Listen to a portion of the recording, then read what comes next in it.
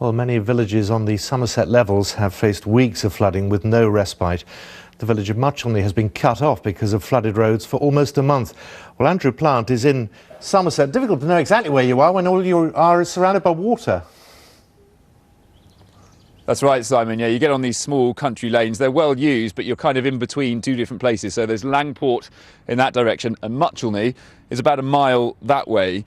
This plastic pontoon we're on has been floating on the flood water for the past couple of weeks. It's helping people from Muchelney get on with their daily lives, get to work, get to school, that kind of thing after the Christmas break. But to get to this platform, they still have to get a boat across the flood water. So they are still completely cut off. There is no way in or out unless they're using that boat.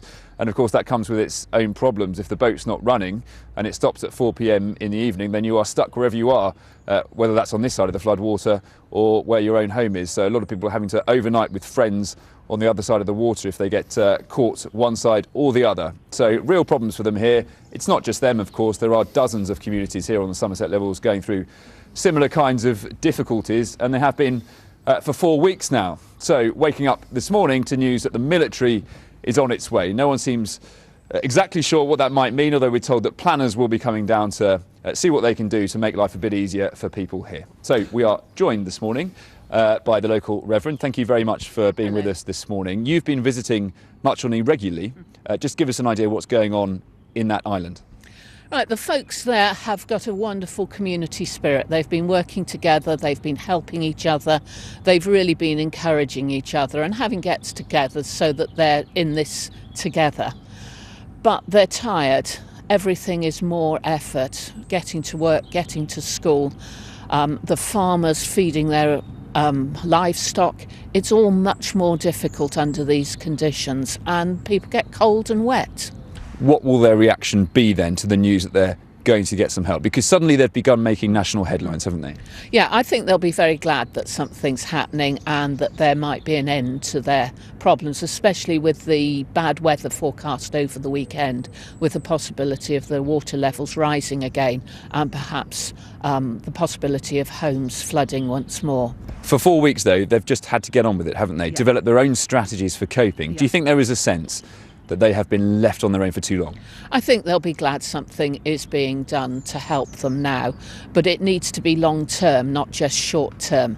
This has happened twice in 2 years, and last year was supposed to be a once in a lifetime flood. There's talk of a plan. In 6 weeks' time, Owen Paterson, the Environment Secretary, wants a plan to stop this happening again. Are people engaged with that, and are they feeling that it means that nothing is going to be done this time? There's a limit to what can be done this time because the flooding's happened. The waters, you can't get things done while bridges, while roads are underwater. There is a limit to what can be seen to be done. OK, thank you very much. They're still in limbo, really, aren't they?